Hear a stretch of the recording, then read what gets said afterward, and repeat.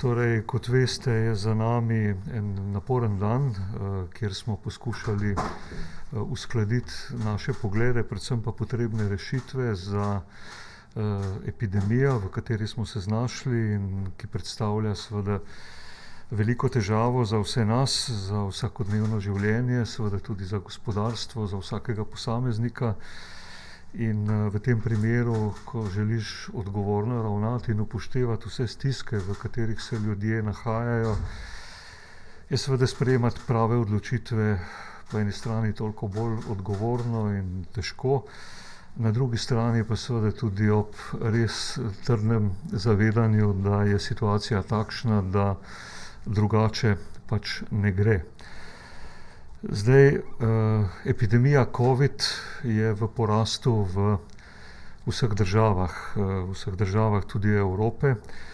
In če bi verjetno v katerikoli državi pred približno mesecem, v začetku oktobra, konec septembra še razpravljali o tem, da bo potrebno ponovno zapiranje družbe, da bodo potrebni ponovno veliki omejitveni ukrepi, pa naj bo to znotraj države ali pa zunaj nje, bi seveda vsi zmajevali z glavo in danes se dogaja seveda ravno to.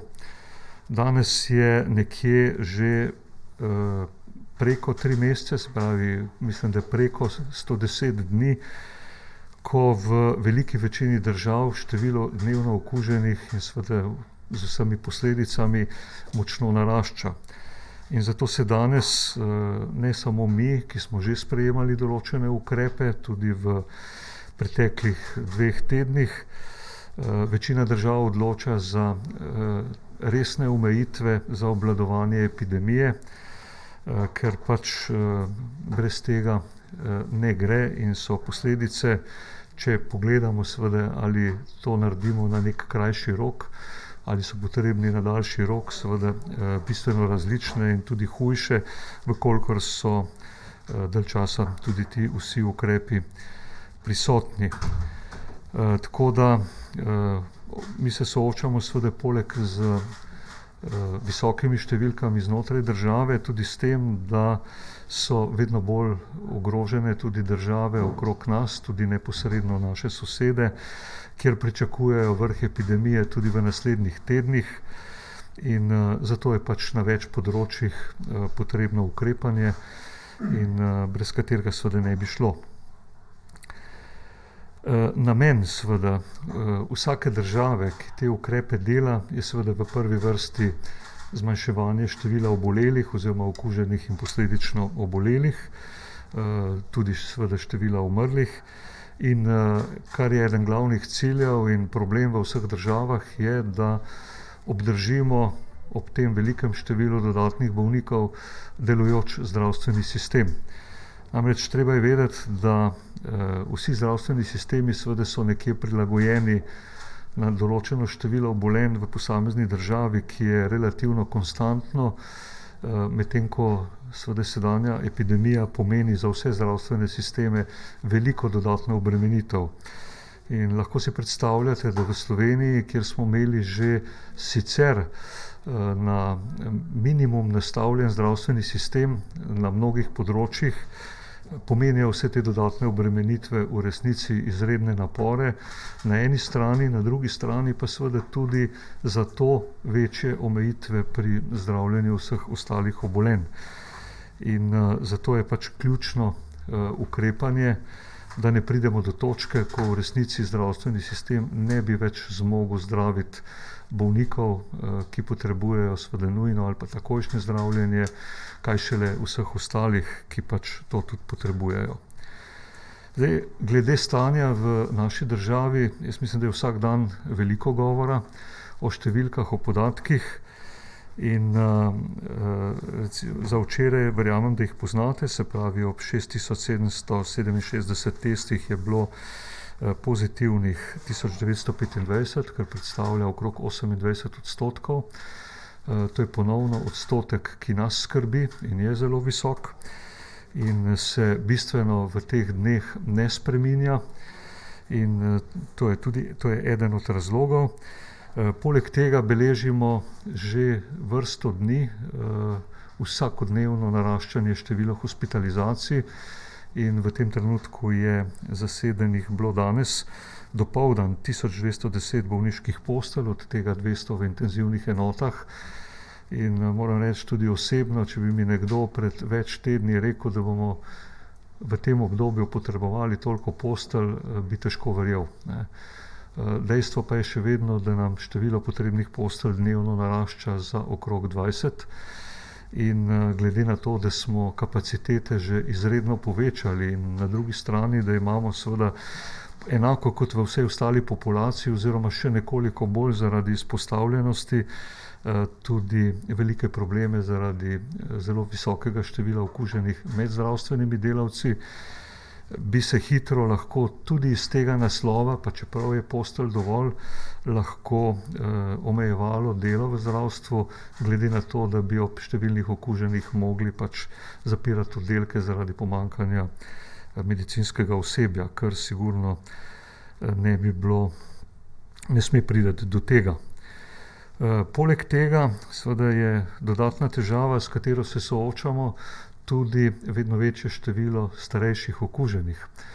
Če je bilo teh še pred kakšnim tednom, 10 dnevi okužb v starostni skupini nad 65 let okrog 14%, se zdaj ta odstotek povečuje. Dejstvo pa je seveda, da je tudi izredno visok odstotek, se pravi preko 44, med delovno aktivnimi, se pravi v starostni skupini med 35 in 55 letom. In podatek, da je po izračunih, po modelih, da je okužen praktično vsak 22. prebivalec, je tisti, ki je seveda zelo pomemben in med odločilnimi, poleg seveda zmogljivosti zdravstvenega sistema, da je v resnici praktično poleg seveda te uporabe mask, razkuževanja in vsega, kar delamo, eden res najpomembnejših ukrepov zmanjševanje kontaktov oziroma stikov, bodisi med različnimi gospodinjstvi, med različnimi, ki se sicer ne družijo. In seveda naš namen je, da ta začaran krog širjenja okužbe med nami prekinemo, ne. Mi smo nazadnje sprejeli 26. oktobra ukrepe, za katere lahko rečemo seveda, da so delno uspešni, ne. Nismo zelo posegli v vsakodnevno življenje, pa čeprav seveda še vedno boleče za mnoge skupine prebivalcev in seveda predvsem podjetnike in nekatere, ki seveda smo jim omejili že v tem obdobju delo. Je pa dejstvo seveda, da krivulja obolelih narašča in s temi ukrepi smo uspeli predvsem eksponentno rast spremeniti v linearno, se pravi število obolelih, okuženih ne narašča v takšni meri vsak dan, še vedno pa je v porastu. Kar pomeni, da bi ob teh ukrepih in ob vseh nevarnostih, s katerimi se soočamo, se pravi vedno več težav in okužb tudi v domovih za starejše in med vsemi, da bi seveda ob kakršnemkoli sproščanju ukrepov ponovno sprožili eksponentno rast števila obolelih in okuženih in bi praktično to predstavljalo dejansko eno agonijo na dolgi rok, ki se na lep način seveda ne bi mogli znebiti, tudi če bi te ukrepe, ki danes veljajo, seveda tudi naprej in v bodoče vzdrževali, kar pa seveda v praksi vemo, da ne gre, ne.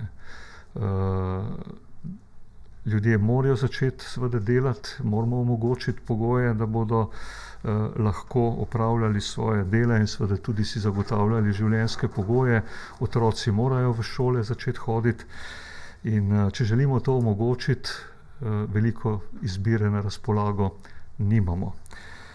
In zato seveda tudi razmislek in mislim, da tudi v okviru najprej strokovne skupine in potem seveda tudi na nivoju vlade temeljita razprava o tem, kaj je tisto, kar je učinkovito in pomembno. In seveda do ugotovitve, kako in na kakšen način se da to rešiti, zmanjšati seveda število obremenitev oziroma dnevnih hospitalizacij in omogočiti neko relativno varno sproščanje ukrepov, je edini način seveda, da to izhodiščno število dnevno okuženih močno zmanjšamo.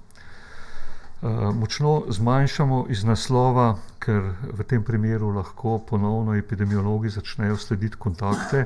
To je eden med nekaj ključnimi ukrepi za obvladovanje epidemije in tudi za sproščanje ukrepov. In seveda potem vsi ostali ukrepi v smislu nadzora, testiranj in jasno, kot ključni ukrep še enkrat omejevanje stikov, zato da v tem obdobju prekinemo vse kontakte in da prekinemo nadaljnje širjenje bolezni.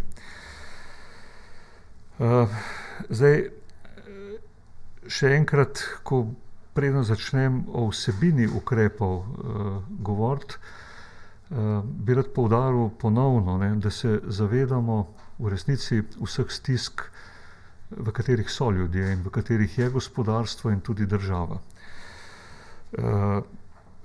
Je pa treba seveda tudi vedeti, da če gledamo na eni strani na gospodarsko škodo, je ta lahko mnogo večja, če nam seveda epidemija uide izpod nadzora in vkolikor bi ti ukrepi trajali bistveno dalj časa.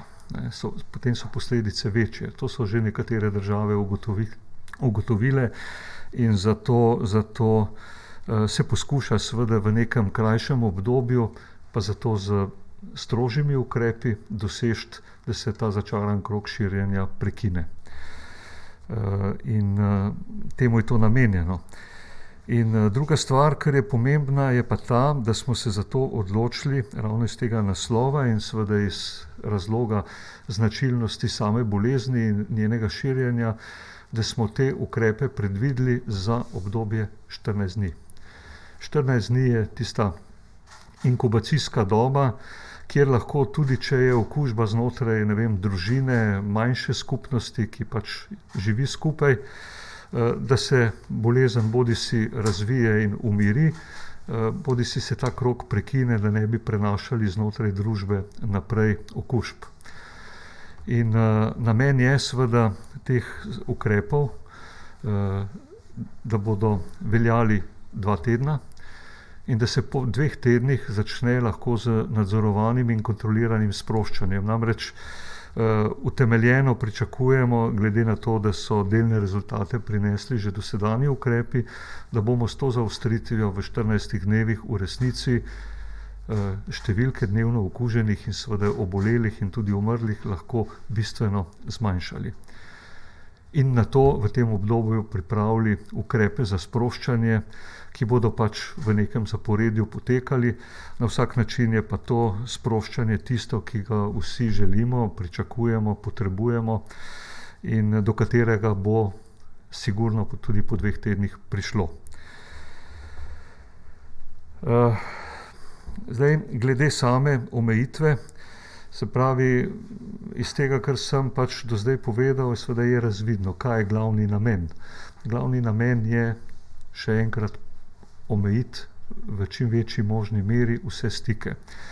In če primerjamo, ali pa se spomnimo, verjamem, da se, glede na to, da je nekaj mesecev minilo prvega vala epidemije in sedanjega, vemo seveda, da danes še vedno v veliki meri, kljub vsem omejitvam življenja, kar poteka, še vedno je veliko prometa, veliko ljudi okrog. Seveda jaz verjamem, da se velika večina seveda tudi ukrepov drži. Kljub vsemu seveda je še vedno tudi kar precej kršitev in zato pač je določena strogost pri vsem tem potrebna, če želimo doseči učinek, ki je vsem v interesu. Glede omejitev gibanja znotraj države in predvsem tudi omejitve gibanja na meji bo povedal kolega minister Hojs. Gre pa predvsem za namen, da se to gibanje omeji znotraj posamezne družine in nenazadnje poznamo podatke o gibanju predvsem tudi preko južne meje, kjer je število okuženih iz dneva v dan večje. da je vsak vikend praktično tudi do 17 in več tisoč ljudi, ki se odloči, da bo preživelo vikend v svojih bivših državah ali pri svojcih ali pa kakorkoli že. In da je tudi to ponovno eden od pomembnih faktorjev za širjenje bolezni in ne nazadnje, kot rečeno, tudi v teh državah, čeprav imajo podatke v tem trenutku še vedno boljše kot mi, je prisotno naraščanje in pričakujejo vrh epidemije šele čez nekaj tednov. Glede na to, da šele zdaj tudi strožje ukrepe sprejemajo. Potem v nadaljevanju bodo v teh 2 tednih tudi šole in vrtci potekali oziroma zaprti na enak način oziroma šole na daljavo, vrtci samo za nujne primere, ker predno smo v 26.10. omejili vstope v šolo, je bilo število okužb med učitelji in seveda tudi učenci izredno veliko in ob sedanjih podatkih, ko spremljamo po strukturi okužbe, seveda so se te številke že v tem obdobju precej umirile. Bojimo pa se seveda, da bi ob podatkih, kot veljajo še vedno danes, če bi samo to sprostili, dejansko ponovno povečali število okužb vsak dan. Zato se nam je zdelo, da naslednjih 14 dni ta ukrep je še potreben in bo zato tudi veljal. Glede športnih aktivnosti, ki spadajo na to področje, bo veljalo v tem obdobju, da lahko v zaprtih prostorih trenirajo samo poklicni športniki, za vse ostale aktivnosti v zaprtih prostorih je v tem obdobju predvidena omejitev. V tem obdobju bo poleg tega seveda tudi ponovno zaprt javni transport, tudi šole vožnje, medtem ko bo, podobno kot je veljalo za prvi val epidemije, taksi služba lahko naprej delovala. Najnujnejše opravila bodo izvajale tudi upravne enote. Glede na sezono, glede na potrebe, bo v tem obdobju za izjemo od pomladanskega prvega vala bodo vulkanizerji lahko obratovali, glede na bližajočo zimo, dimnikarji, glede na seveda potencialne nevarnosti, ki lahko spremljajo sezono ogrevanja. Upravne enote bodo samo za najnujnejše primere. In gospodarstvo, seveda pri gospodarstvu bodo, odlok sicer še ni pripravljen, bo verjetno sprejet v jutrišnjem dnevu in ukrepi bodo na področju gospodarstva začeli veljati v ponedeljek. Velja pa to, da bo seveda industrijska proizvodnja delovala normalno naprej, seveda ob vseh navodilih in omejitvah, ki so bile že večkrat komunicirane in predvidene, in pa gradbeništvo na nenaseljenih gradbiščih. Medtem ko vse nenujne trgovine se bodo v tem obdobju zaprle, trgovski centri, razen seveda za hrano, za zdravila, odprte bodo banke, pošte, pravi na enak način, kot smo imeli organizirano življenje in delo v prvem valu. In to je pač nujno za zmanjševanje kontaktov, ker in mislim, da tudi edina pot, da pridemo do potem lahko nadzorovanega sproščanja ukrepov brez takojšnje nevarnosti, da se spet prevesi vse skupaj v negativno smer in da moramo ponavljati ukrepe takoj naprej. Seveda ob tem vsi nestrpno pričakujemo možnost cepljenja proti covidu. Danes smo se seznanili na vladi z strategijo.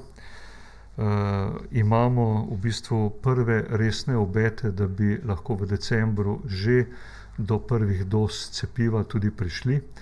Eno od podjetij, ki bo dobilo prvo registracijo v Evropske agencije za zdravila, je Pfizer, za njim je še nekaj drugih, tudi BioNTech pa AstraZeneca in potem še druge. In je pa dejstvo, da v začetku, v samem štartu, seveda cepiv za celotno Evropsko skupnost, ki bi seveda zadovoljile vse potrebe v vseh državah, v trenutku ne bo. In zato seveda se bo tudi ta cepiva potem po seveda neki prioriteti, po listi, tudi začela uporabljati in to je za vse nas seveda tisto upanje, da potem resno lahko potem tudi začnemo normalno živeti in delati. In to upanje seveda zdaj je pred nami, je realna možnost in že v naslednjem tednu imamo na Ministrstvu za zdravje tudi sestanek z prvim proizvajalcem, se pravi z Pfizerjem, kjer bomo skušali doreči način in pogoje in možnosti za začetek tudi cepljenja, verjetno v drugi polovici decembra, proti COVID-19. In to bi v resnici pomenilo seveda bistveno izboljšanje lahko in jaz trdno upam in verjamem seveda, da bo tudi do tega prišlo. In da zato seveda prosim vse, da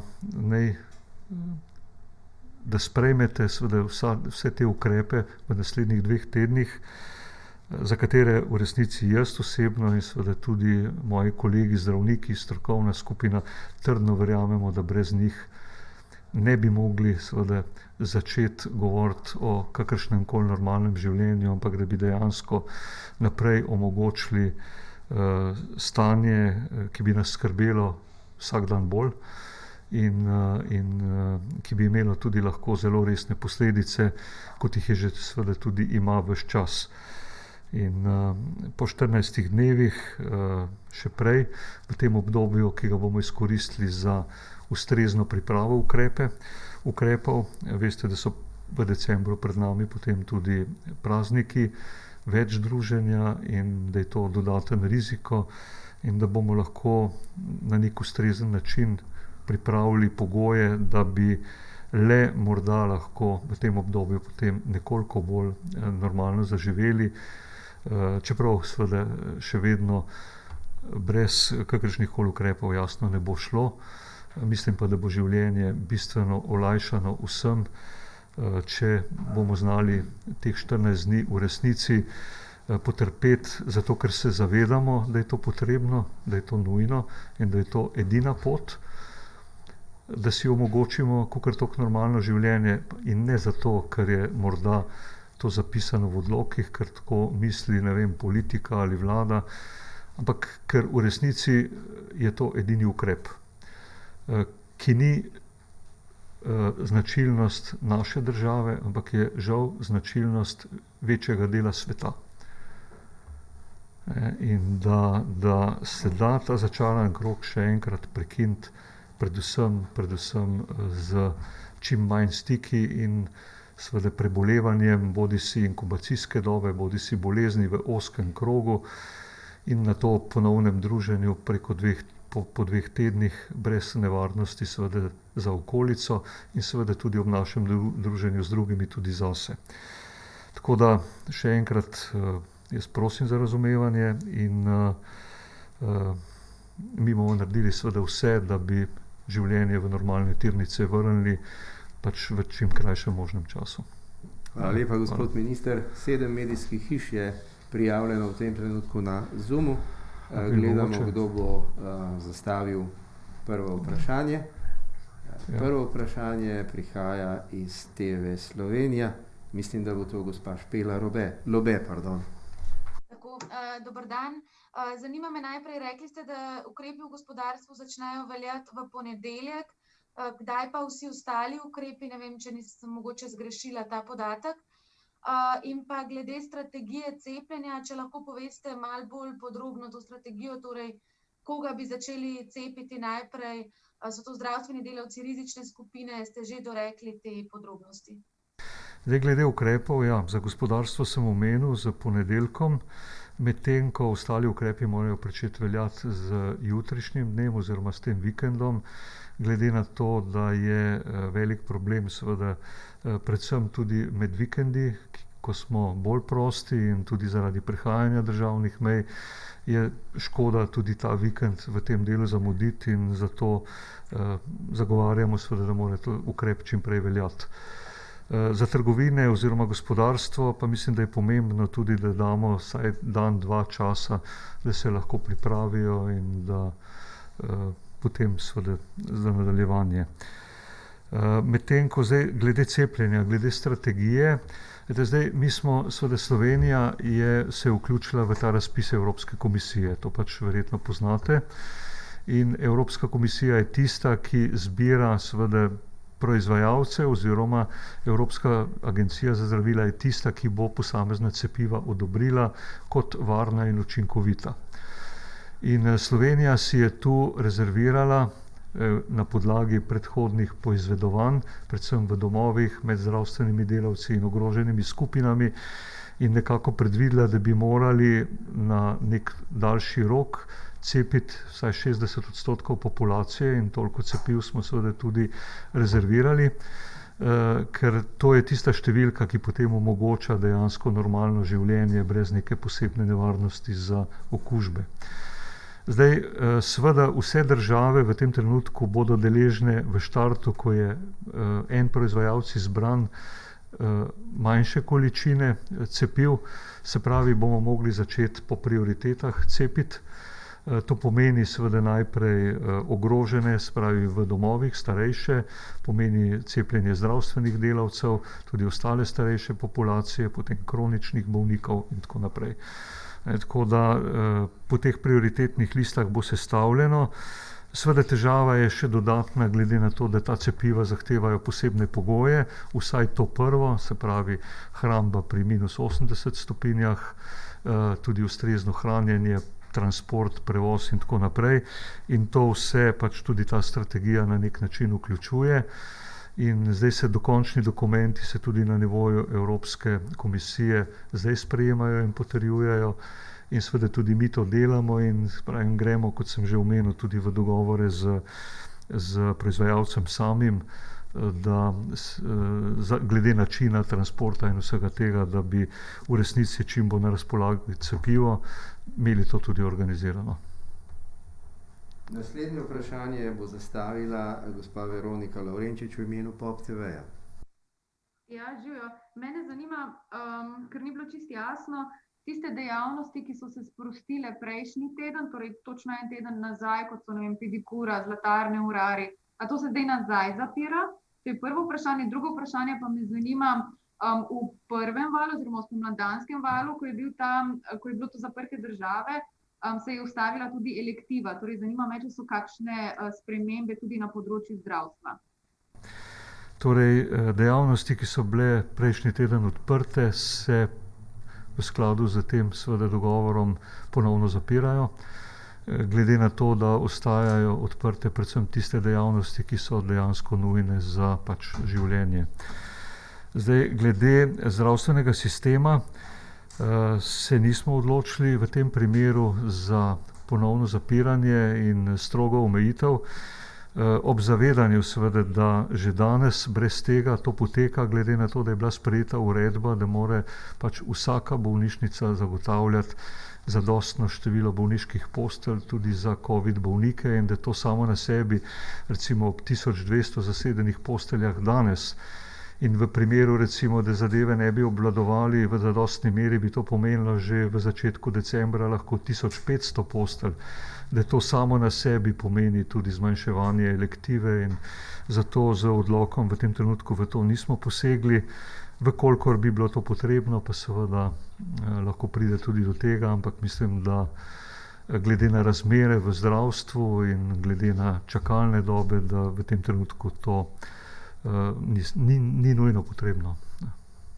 Sledila bo gospa Tadeja Vrtovec v imenu Slovenske tiskovne agencije. Dober dan. Mogoče nismo dobro razumeli, no? Ali se razen gospodarstvo ukrepi začenjajo z jutrišnjim dnem, recimo ustavitev javnega prometa, ali z vikendom, torej soboto? Torej, dan po objavi v uradnem listu, ne, mislim, da so ponavadi, ne, kar pomeni, da je to sobota. Ne.